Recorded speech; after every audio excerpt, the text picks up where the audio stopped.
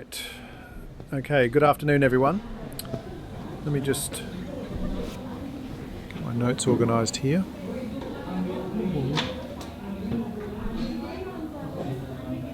Okay, so welcome back.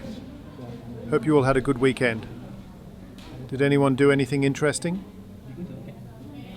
No? Just studying? Yeah, I figured.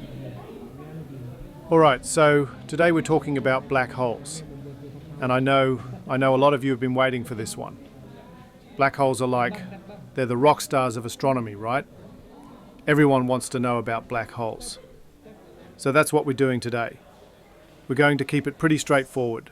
No crazy math. Well, not too much crazy math. Just, what they are, how they work, why they're interesting, that kind of thing. Before we start though, a couple of quick announcements. First, the midterm. Next Friday, October 15th. I know, nobody likes exams, but it's happening. So make sure you're studying. It's going to cover everything from week 1 up through today. So stellar evolution, neutron stars, white dwarfs and black holes. If you need help, come to my office hours. Tuesday and Thursday 2 to 4. Or email me. I'm pretty good about responding. Usually within a day or so. Second thing, the week after the midterm, so that's the week of the 18th, I'm not going to be here for that Wednesday class. I'm going on vacation. My wife and I are going to Italy, and I totally forgot it was during the semester. So, yeah, sorry about that. But Professor Martinez is going to cover for me. She's great. Honestly, she's probably a better teacher than I am. She's going to talk about quasars and active galaxies. So please show up, take notes, be respectful. All right? Okay, let's get into it. So, black holes. What is a black hole? I mean, at the most basic level, it's exactly what it sounds like. It's a hole in space that's black. But obviously there's more to it than that. A black hole it's a region of space where gravity is so strong that nothing can escape, not even light. And since light can't escape, we can't see it, hence black hole. Makes sense, right? Now, you might be wondering, okay, how does something like that form? Good question. Most black holes, the ones we know about anyway, form from stars, really massive stars. See, when a star runs out of fuel, when it's burned through all its hydrogen and helium and everything else, it can't support itself anymore against its own gravity, and so it collapses. Now, for a star like our Sun, when the Sun runs out of fuel, way in the future, it's going to collapse down into something called a white dwarf. That's think of it as a super dense ball of carbon and oxygen, roughly the size of Earth. Very dense, but not crazy dense. But if you have a really massive star, way more massive than the Sun, the collapse doesn't stop at the white dwarf stage. It keeps going. If the star is massive enough, it collapses all the way down into a black hole. And we're talking about stars that are at least 20 times the mass of the Sun, maybe 25. There's some debate about the exact number. But the point is, big stars, really big stars. When they collapse, you get a supernova explosion first. Big, dramatic explosion. Blows off the outer layers of the star. And then the core collapses into a black hole. Pretty cool, right? Okay, so let's talk about the structure of a black hole. And when I say structure, I'm really talking about one thing, the event horizon. That's the key feature of a black hole. The event horizon is like a boundary. It's the point of no return. If you cross the event horizon, you're not coming back. Doesn't matter how powerful your rocket is, doesn't matter what you do. Once you cross that line, you're stuck. Because to escape, you'd need to go faster than the speed of light. And nothing goes faster than light. That's a fundamental rule of the universe. So, the event horizon is basically the edge of the black hole. Now here's something that confuses people. The event horizon is not a physical thing. It's not like a wall or a surface. If you were falling into a black hole, and let's hope you never do, you wouldn't feel anything when you crossed the event horizon. There's no bump, no barrier, nothing. You just keep falling. From your point of view, nothing special happens at the event horizon. But from the point of view of someone watching you from far away, they'd see you falling slower and slower. And you'd look more and more red because the light from you is getting stretched by the gravity. And eventually, you'd seem to just freeze right there at the edge. You'd never quite seem to cross. But that's just how it looks to them. From your perspective, you fall right through. Kind of weird, right? Let me tell you about this equation now. It's called the Schwarzschild radius. I see some of you nod. You heard about it before? That's the radius of the event horizon. It's a pretty simple equation, actually. It goes like this. The radius equals 2 times g times m divided by c squared. G is the gravitational constant. That's just a number. M is the mass of the black hole, and c is the speed of light. So what this tells you is, for any given mass, there's a certain size. If you squeeze that mass into a ball smaller than that size, boom, black hole. Let me give you an example. Let's say you wanted to turn the Earth into a black hole. How small would you have to squish it? Well, if you do the math, and I'm not going to make you do the math right now, the Earth would have to be compressed down to about the size of a marble. A marble. Can you imagine? The entire Earth, all 8 billion people, all the oceans, the mountains, everything, squeezed into a ball the size of a marble. That's how dense a black hole is. For the Sun, it's a bit bigger, about 3 kilometers across. So if you took the Sun, which is huge, right, and compressed it down to a ball 3 kilometers wide, you'd have a black hole. Obviously, that's not going to happen. The Sun's not massive enough to collapse into a black hole. But it's a fun thought experiment. Alright, so what happens inside a black hole? This is where things get really strange. Inside the event horizon, the laws of physics get kind of weird. Now, I'm going to try to explain this without getting too technical. Outside a black hole, you can move around in space freely. You can go left, right, forward, backward, whatever you want. But you can't move backward in time. Time only goes one direction, forward. Inside a black hole, it's kind of the opposite. The direction toward the center of the black hole, that becomes like time. You can't avoid moving toward the center, just like you can't avoid moving forward in time. Does that make sense? Maybe not. It's okay. Even physicists have a hard time wrapping their heads around this. The point is, once you're inside, you're going to the center. There's no way to stop it. There's no way to turn around. And at the very center of the black hole, there's something called a singularity. That's a point where all the mass is concentrated. And the density there is, well, it's infinite. Theoretically. We don't really know what happens at the singularity. Our equations break down. They stop working. We think we'd need a new theory, a theory of quantum gravity, to understand it. And we don't have that yet. So the singularity is kind of a mystery.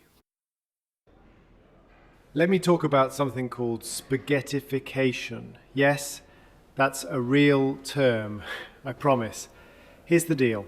If you fell into a black hole, feet first, the gravity pulling on your feet would be much stronger than the gravity pulling on your head, because your feet are closer to the center.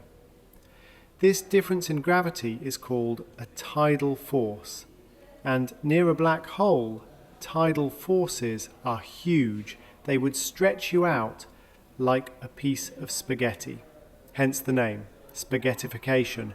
You'd be stretched vertically and squished horizontally. Not a fun way to go. Now, interestingly, this depends on the size of the black hole. For a small black hole, like one that's just a few times the mass of the Sun, the tidal forces are enormous. You'd be ripped apart before you even got to the event horizon. But for a really big black hole, like the kind you find at the center of a galaxy, the event horizon is so far from the center that the tidal forces there are actually pretty weak. You could fall through the event horizon and be totally fine. For a little while at least. Eventually you'd still get the singularity, and then, not good. But you'd have some time, maybe minutes, maybe hours. So if you're ever going to fall into a black hole, and I hope you don't, pick a big one. Okay, let's talk about something called Hawking radiation. This is named after Stephen Hawking. Maybe you've heard of him. Famous physicist, wrote A Brief History of Time. In 1974, he made this really surprising discovery. He figured out that black holes aren't actually completely black. They actually emit a tiny bit of radiation. Now, this was shocking, because everyone thought nothing could escape a black hole. So how is it emitting anything? Well, the answer has to do with quantum mechanics. And I'm going to try to explain this simply. In quantum mechanics, and this is going to sound weird, empty space isn't really empty. It's filled with these little temporary particles that pop in and out of existence. They're called virtual particles. They appear in pairs, a particle and an antiparticle, and then they immediately annihilate each other. This is happening all the time, everywhere, even in this room right now. We just don't notice it because it happens so fast. But near the edge of a black hole, something strange can happen. A particle-antiparticle pair pops into existence right at the event horizon. One of them falls into the black hole, the other one escapes.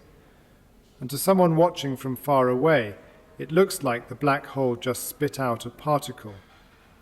That's Hawking radiation. Now here's the thing. If the black hole is emitting particles, it's losing mass. Very, very slowly, but it's losing mass. Over an incredibly long time, and I mean really long, the black hole will eventually evaporate completely. For a black hole the mass of the Sun, this would take it would take longer than the current age of the universe. Way, way longer. So it's not something we need to worry about anytime soon. But in principle, all black holes will eventually disappear, given enough time. Pretty wild, right? Now the temperature of this radiation, the Hawking temperature, depends on the mass. Bigger black holes are colder, smaller black holes are hotter. For a solar mass black hole, the temperature is incredibly cold, about 60 nanokelvins. That's 60 billionths of a degree above absolute zero. Much colder than the cosmic microwave background, which is about 2.7 Kelvin. So actually, a stellar mass black hole absorbs more radiation from space than it emits. It's getting bigger, not smaller. But a really tiny black hole, like one with the mass of a mountain, would be much hotter. It would glow, and it would eventually evaporate completely. Of course, we don't think black holes this small actually exist in nature, but it's an interesting theoretical possibility. Let me just quickly mention something called the information paradox. This is one of the biggest unsolved problems in physics. Here's the issue. In quantum mechanics, information is never destroyed. It's a fundamental principle. If you know the quantum state of a system at one time, you can calculate its state at any other time. Information is preserved. But if a black hole evaporates completely via Hawking radiation, what happens to all the information that fell into it? Is it lost forever? That would violate quantum mechanics. Or is it somehow encoded in the Hawking radiation? But how? The radiation seems to be completely random. Stephen Hawking originally thought the information was lost. He thought quantum mechanics needed to be modified. But most physicists today think the information must somehow be preserved, even though we don't understand how. There have been a lot of proposed solutions: holography, firewalls, fuzzballs, all kinds of exotic ideas. But we don't have a definitive answer yet. It's an active area of research. Pretty fascinating stuff. Okay, so let's talk about observations. How do we actually know that black holes exist? I mean, they're black. They don't emit light. So how do we detect them? Good question. There are a few methods. The first method is to look for their gravitational effects on nearby objects. For example, if you see a star orbiting around an invisible object, and you can measure the star's orbit, you can calculate the mass of the invisible object using Kepler's laws. If that mass is too large to be anything else, like a neutron star or a white dwarf, then it's probably a black hole. This is how we discovered Cygnus X1, one of the first confirmed black hole candidates. It's a binary system with a blue supergiant star orbiting something invisible, and that something has a mass of about 15 solar masses. Too massive to be anything but a black hole. Another method is to look for X-ray emission. Now wait, didn't I just say black holes don't emit light? That's true, but the material falling into a black hole, the accretion disk, gets incredibly hot. We're talking millions of degrees, and at those temperatures matter emits X-rays. So we can detect the X-rays coming from material spiraling into the black hole, even though we can't see the black hole itself. Make sense? The third method, and this is relatively recent, is gravitational wave detection. When two black holes merge, they produce ripples in space-time, gravitational waves. In 2015, LIGO detected the first gravitational wave signal from a black hole merger. Two black holes, 29 and 36 solar masses, merged to form a single 62 solar mass black hole. And those missing 3 solar masses? That was converted into gravitational wave energy. In a fraction of a second, that merger released more energy than all the stars in the observable universe combined. It's staggering. Since then, we've detected dozens more black hole mergers. And just in the last few years, we've also detected mergers between neutron stars and black holes. It's an incredibly exciting time for this field. Oh, and I should mention the Event Horizon Telescope. In 2019, they released the first ever image of a black hole's shadow. It's the supermassive black hole at the center of the galaxy M87, about 6.5 billion solar masses. The image shows a bright ring, that's the accretion disk, surrounding a dark center. That dark center is the shadow of the event horizon. It's not quite the event horizon itself, but it's close, and it matches the predictions of general relativity incredibly well. It's just amazing that we can actually take a picture of a black hole. When I was a student, that seemed like pure science fiction. All right, let's talk about supermassive black holes. These are the black holes at the centers of galaxies. They have masses ranging from millions to billions of solar masses. Our own galaxy, the Milky Way, has a supermassive black hole at its center. It's called Sagittarius A star, Sag A star for short. It has a mass of about 4 million solar masses.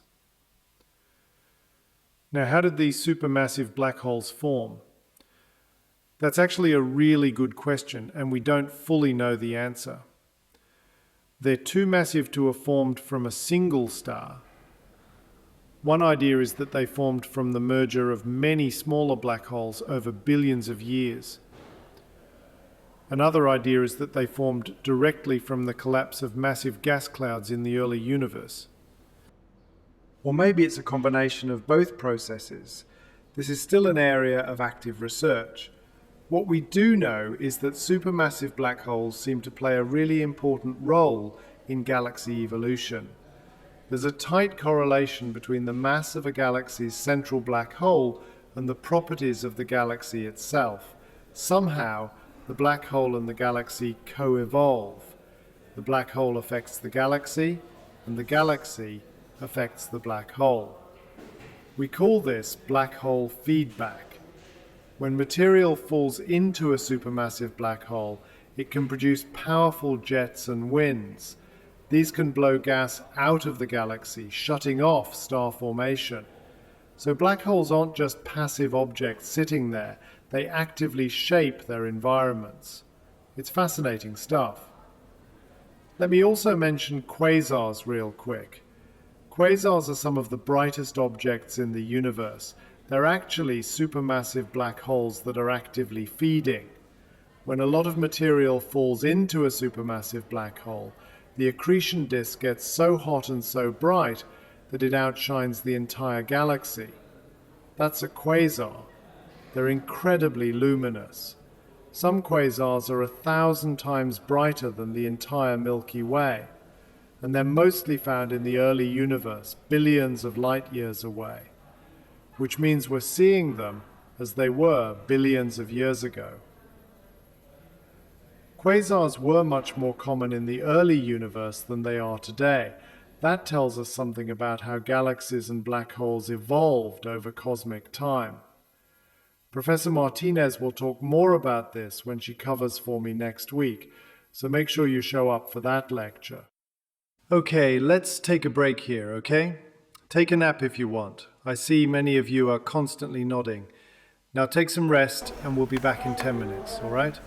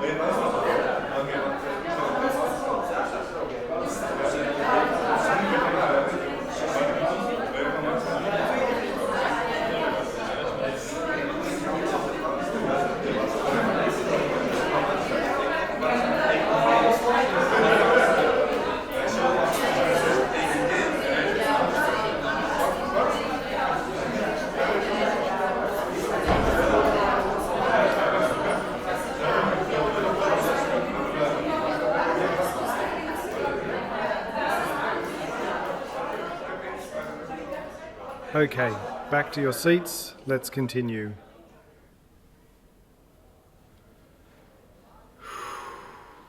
All right, so let me see what's next.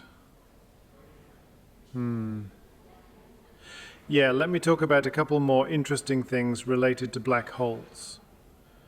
I want to touch on gravitational lensing real quick. This is one of my favorite effects in all of astrophysics. It's when gravity bends light. Now, we usually think of light as traveling in straight lines, right? You shine a flashlight, the beam goes straight. But according to general relativity, massive objects curve space-time, and light follows that curved space-time. So if light passes near a massive object, like a black hole or a galaxy, its path gets bent. It's like, imagine a bowling ball on a trampoline. It creates a dip. If you roll a marble past the bowling ball, the marble's path curves. Same idea with light and massive objects. Einstein actually predicted this back in 1915, and it was confirmed in 1919 during a solar eclipse. They measured the positions of stars near the Sun and found that their apparent positions had shifted because the Sun's gravity was bending the starlight. This was one of the first major confirmations of general relativity. Now, when it comes to black holes, gravitational lensing is even more dramatic. If a black hole passes between us and a distant star, the black hole's gravity can bend the starlight around it, and from our perspective, we might see multiple images of that star. Or the star might appear as a ring around the black hole. We call that an Einstein ring. It's beautiful. If you look up Einstein ring images online, you'll see what I mean. They look like cosmic jewelry. Gravitational lensing is actually really useful for astronomy. We use it to detect dark matter, and we even use it to find exoplanets. There's a technique called gravitational microlensing. When a star passes in front of another star, the gravity of the foreground star acts like a lens, magnifying the background star. If the foreground star has a planet, the planet causes an additional little blip in the light curve, and that's how we can detect planets around distant stars. It's pretty amazing that we can use Einstein's theory to find planets billions of miles away. Okay, let me also mention intermediate mass black holes. This is actually a bit of a mystery in astrophysics. So we know about stellar mass black holes. Those are a few to 100 solar masses. And we know about supermassive black holes, millions to billions of solar masses. But what about black holes in between? Like black holes that are hundreds or thousands of solar masses. We call those intermediate mass black holes, IMBHS for short. For a long time, we didn't have good evidence that these exist. We had theories about how they might form, maybe from the merger of many stellar mass black holes in dense star clusters, or maybe from the direct collapse of very massive stars in the early universe. But we didn't have clear observations. That's been changing in the last few years, though. There have been some candidate detections. For example, in 2020, LIGO detected a gravitational wave signal from a black hole merger where the final black hole was about 142 solar masses. That's right in the intermediate mass range, so that was pretty exciting. We've also found some evidence for IMBHS in the centers of dwarf galaxies and in dense star clusters called globular clusters. But it's still an active area of research. We're trying to understand how common these intermediate mass black holes are and how they relate to the formation of supermassive black holes. Because maybe supermassive black holes started out as intermediate mass black holes and then grew over time by eating gas and stars and merging with other black holes. That's one of the theories anyway. There's still a lot we don't know, which is what makes this field so exciting. There's always something new to discover.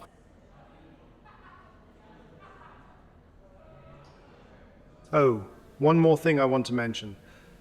The relationship between black holes and their host galaxies. This is something that really surprised astronomers when they discovered it. There's a very tight correlation between the mass of a galaxy's central supermassive black hole and the properties of the galaxy itself. Specifically, there's a relationship between the black hole mass and the velocity dispersion of stars in the galaxy's central bulge. We call this the M-sigma relation. The more massive the black hole, the faster the stars are moving in the central region of the galaxy. And this relationship holds across a huge range of galaxy sizes, from small galaxies to giant elliptical galaxies. Now, why is this surprising? Because the black hole is tiny compared to the galaxy. The black hole's sphere of influence, the region where its gravity dominates, is only about the inner few parsecs of the galaxy. But the galaxy as a whole can be tens of thousands of parsecs across. So how does this tiny black hole know about the large-scale properties of the galaxy?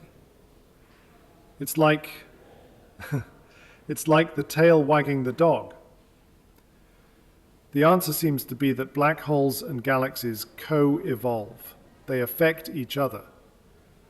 When material falls into the black hole, it releases enormous amounts of energy. This energy can blow gas out of the galaxy, and if you blow out the gas, you shut off star formation. So the black hole can regulate how many stars form in the galaxy. And the galaxy in turn feeds the black hole. It's a feedback loop. This is one of the big insights of modern astrophysics. Black holes aren't just exotic objects sitting passively in space. They play an active role in shaping galaxies and the universe as a whole. Pretty wild when you think about it. All right, I think I've rambled enough. Let me wrap things up here.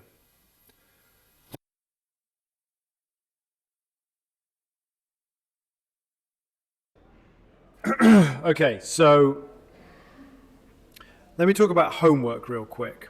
So there are 4 problems on the course website.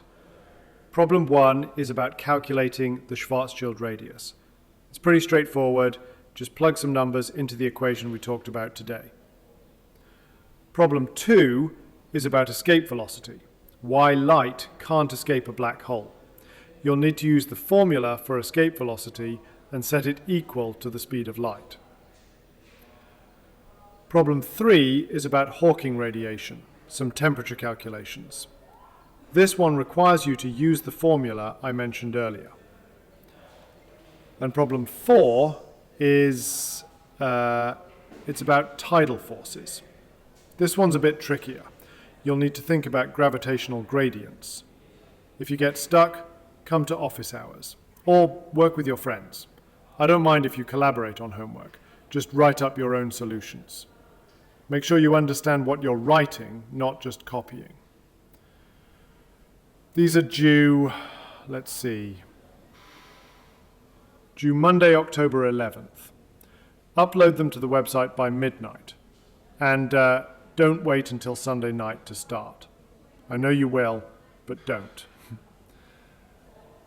Also, remember, midterm next Friday, October 15th.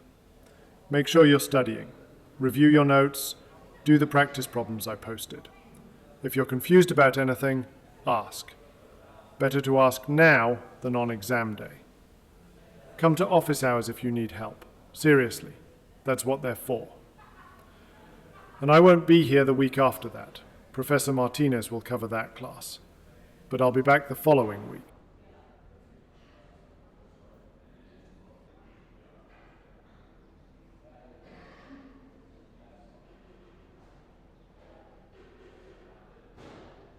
Oh, one more thing. Some of you have been asking about the final project. Yes, there will be a final project. You can write a paper or do a presentation, your choice. The topic should be something related to what we've covered in class, but you can go deeper into it. Really explore something that interests you. Maybe you want to look into the math of black hole thermodynamics, or the history of black hole research, or the search for intermediate mass black holes, or black holes in popular culture and how accurate they are. Whatever interests you. I'll post more details and guidelines in a couple weeks, but start thinking about it now. If you have ideas, feel free to run them by me. Send me an email or come chat during office hours. I'm happy to help you figure out a good topic.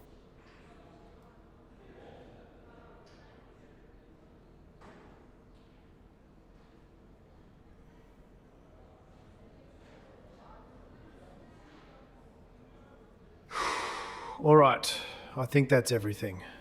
We covered a lot today. Black holes, event horizons, the Schwarzschild radius, spaghettification, Hawking radiation, the information paradox, observations, supermassive black holes. That's a lot of material. Make sure you go over your notes. Write down any questions you have. And we'll pick up next week with more topics. Actually, Professor Martinez will pick up next week. She's going to talk about quasars and active galactic nuclei. And maybe some gravitational lensing, if there's time. That's when gravity bends light, creates these cool Einstein rings. We might have seen some of that in the images from the James Webb Telescope. Really cool stuff. But anyway, we'll get to that next week. For now, just focus on understanding today's material and studying for the midterm. All right, everyone. Have a good rest of your day. Get some fresh air. Don't spend all your time studying. You need breaks too. And try to enjoy your week. See you next Wednesday. Oh, wait, one more thing, sorry. If anyone's interested in doing research with me next semester, I have a couple of spots open for undergraduate research assistants. We're working on computer simulations of accretion disks around black holes. It's mostly coding, Python mostly. Some data analysis, some visualization work. If you're interested, send me an email. We can talk about it. No pressure. Just thought I'd mention it. It's a great way to get research experience if you're thinking about grad school, or if you just want to learn more about the field. Okay, that's really it now. Class dismissed. Have a good one, everyone.